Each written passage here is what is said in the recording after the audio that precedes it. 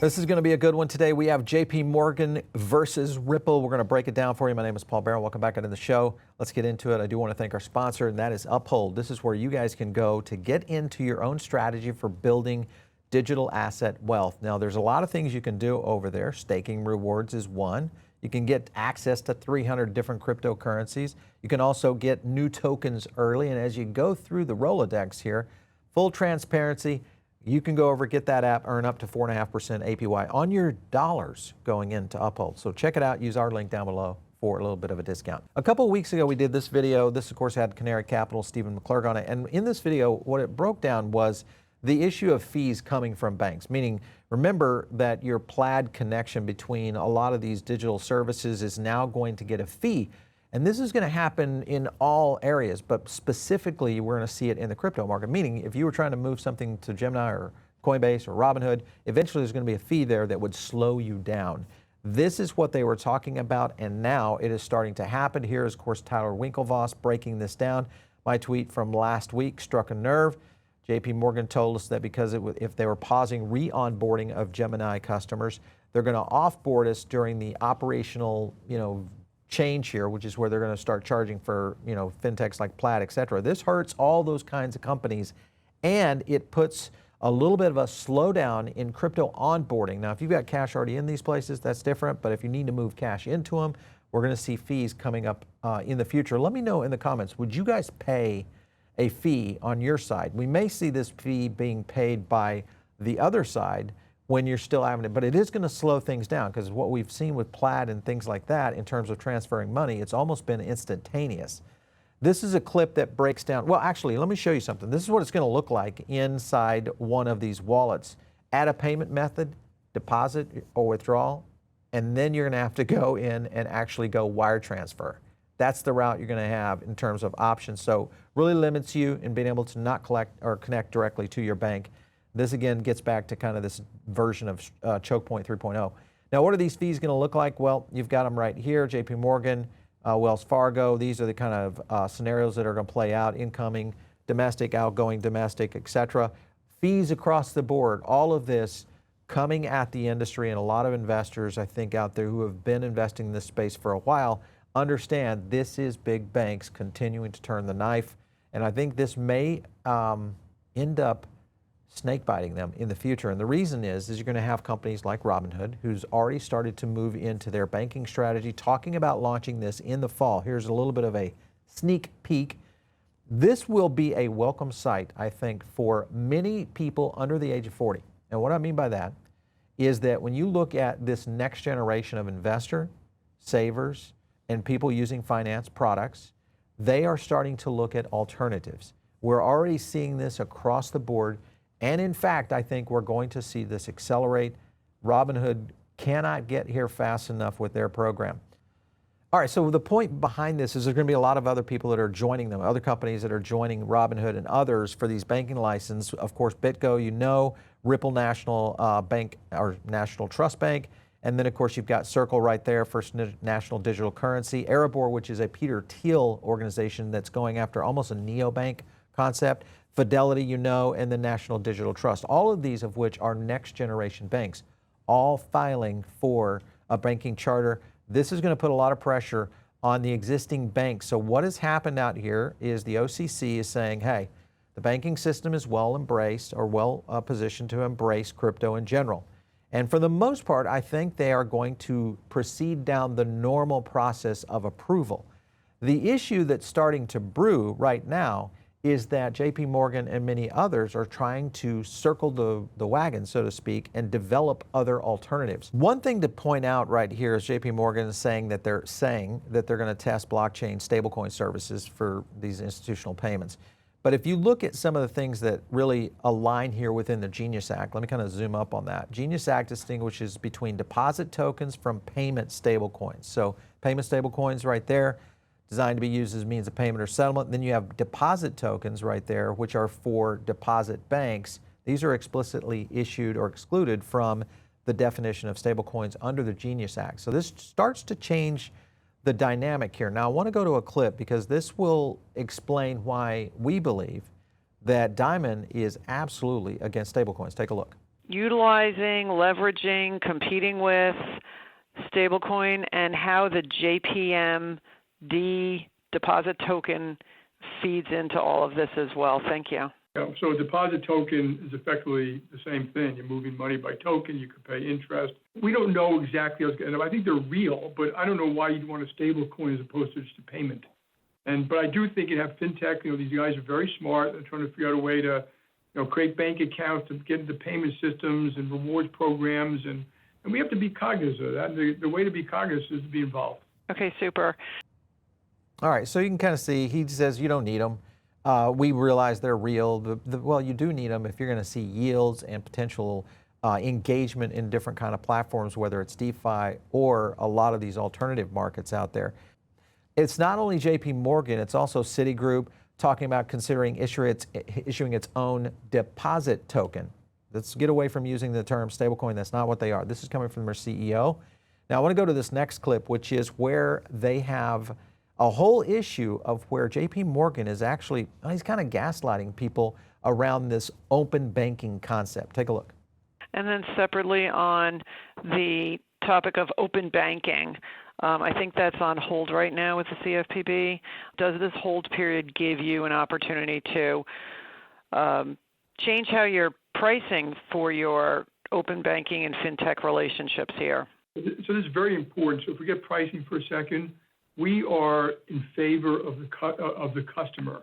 And if you see today, a lot of these scams and frauds, run through third-party social media and stuff like that. There should be a little more responsibility on their part. That's why. Excellent. Okay, thank you so much for that. All right, so now he's calling many of these companies have been around for over a decade scams.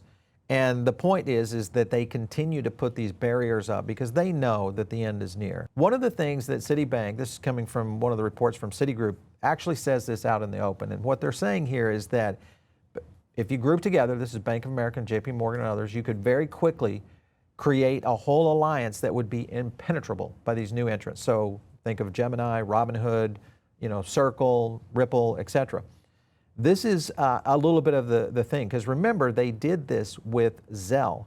And this is the issue, because to me, this is what needs to happen for all the benefits that they're talking about to stay locking you in their ecosystem. This gets back to the point of holding customers hostage instead of giving the ability to move around in different financial systems. And as we see all of this take place, guys, this is a big, big deal. This could be Chokepoint 3.0 hidden inside of the Genius Act for helping these big banks hopefully defend off. Now, can they hold it for long? That I don't know, because it will all depend on the OCC and how quickly they approve these banks. If they approve them quickly, then it's a different deal. One thing that happened a very long time ago was Brad Garlinghouse actually foresaw this. Look at what he said. This is the case against Bankcoin, what he called it. This was August 24th, 2016, guys, 2016.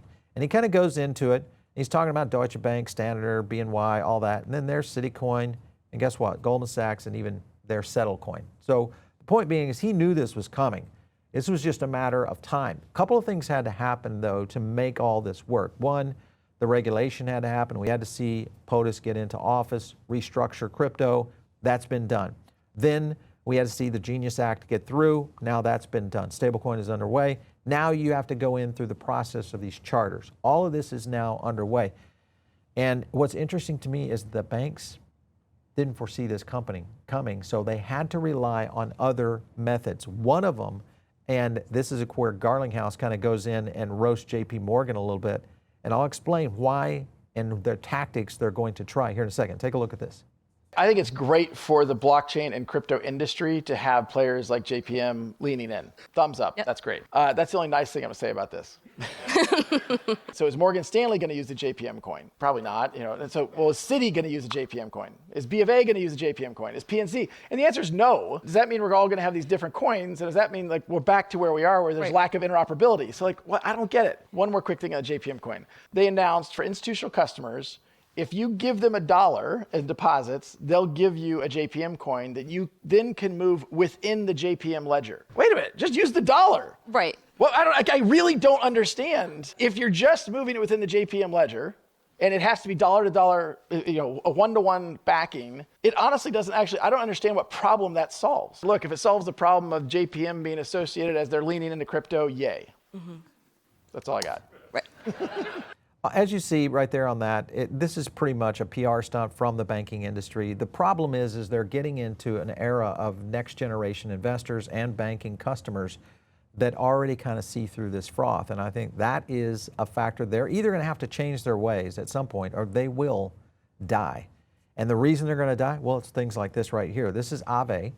And we had standing on the other day that kind of explained this. This is RLUSD. Average APY right now, 10.19%, guys. There is no bank in the world paying those kinds of yields on a stable product like RLUSD or USDC or USDT. Those are the kind of things that are happening in DeFi right now. Ripple, if you take a look at their stablecoin right now on market cap, continuing to climb. This is just the beginning of where this is going. Expect a lot more. Other things that I want to hit on right here, right there, right now, Aave RLUSD, 9.5. XRP ledger integration, borrow, stake, and swap, that's coming. When we start to see that, you're going to see another explosion in terms of how assets are moved, especially into DeFi. I think Aave is going to be a big part of this. Then, of course, you got others out there paying ridiculous amounts of APR right now. So the point is you've got a lot of markets starting to open up to stablecoins and the interoperability of things like RLUSD, USDC, et cetera. So let me go to one more clip. This is Charles Hoskinson, Cardano, breaking down why the Dino tokens will actually benefit from all this. Take a look. Is that the dynamic with some of these other I don't know how you feel about this term, but like Dino Coins, there's when the market really pumps, like you guys pump, Ripple pumps, Hedera pumps, Algorand pumps. What was really cool is like the Japanese buy and hold and they just never sell. 50% or more is still sitting in Japan. So it's about $15 billion. And they sell, they get a 55% tax rate. So here's why it's going to supercharge DeFi. Oh, so they just never sell because of the tax rate. Yeah, so they high just hold it. So, but basically, if you make a yield product out of it where they lend their ADA, create a stable coin, and then do that, then they're not selling, right? So once those DeFi markets turn on and the Japanese decide to do that, like instantly the TVL goes to like. Okay, so Charles, I agree with you. Think about this right here. This is a good example of this. If it suddenly costs you $10 to move $100 into Coinbase or Robinhood, fewer people possibly would do it. Or if it costs you $10 to get a cheaper from FinTech, maybe you'd be forced to take a crappier one by JPM. So this is a problem because it starts to move into holding customers hostage. I agree with this statement. This is a problem for banks. Now there's two things that can happen here. The banks can eventually open up to this, but how much damage have they done versus embracing it in the beginning? It's still old school thinking. That's the problem right now with old school banking. If they would just move forward, there's no telling how big and how great they could be and how easy it would be to maintain that customer base that they already spent billions, if not trillions, to obtain. All right, so with Ripple applying for the banking license, the reaction was the BPI. This, of course, is the Bank Policy Institute. They are a lobbying group. They represent 42 different banks. We'll explain that in a second. But here's what the letter said. If you go further on down here, and they're talking about this deadline, because the deadline, August 4th, you'll see it right there. This is an insufficient period of time to meaningfully consider or comment on the application in light of the novel activities in which the applicant seemingly poses to engage. The applicant may implicate major legal and policy questions for the first time and therefore requires more time for review. In other words, they're stalling. Further into that, they go down here, and it's kind of interesting. This is a high-level generic description. I love this. Proposed by activities does not provide adequate information about the operations to allow public to evaluate these potential problems, risks, legal policy, all of this. It's going to blow up. And the reason it's an OS moment for them is because of this right here. Let's take a look at the Policy Institute. Well, there's Jane Fraser, CEO of Citibank. And who's this guy? Who's that guy? That must be Jamie Dimon. He's right there in the middle of all this. Of course, guys, this is a strategic move to delay, defend, deflect, whatever you want to call it. The OCC is going to approve this. It's all about the timeline. Add another 60 days, add another 30 on top of that, because you're going to see this little dance start to happen. And what it boils down to is maybe a January 1st or earlier launch of what we're going to see, and that is the Ripple banking system being approved. So 156 days on the outside. On the inside, we could see much faster. I hope that is the case, but more importantly, I hope that banks start to realize that you are much smarter and that the next generation of investors and bank customers are extremely savvy of what's going on. I think they are a little bit blind to all of this, so it's a big one. All right, so you guys make sure and leave comments below. And I think one of the things you should be doing is start to check with your own banks. What are they doing? Are they starting to implement these fees on you? Speak up. Let them know you're not happy with those kind of things. And I think the opportunity to educate them, the more customers talk to them and start to hit them on social, maybe, just maybe, they'll change their ways. We'll see. I don't think they will. I think there's a next generation that's in front of us, and it's all happening right here on the blockchain. You guys make sure and subscribe to the show. If you're not in the Diamond Circle, get in on that right now. That's our own private email list that goes out to you with additional research. Follow me on X, @Paul Barron. We'll catch you next time right here on The Paul Barron Show.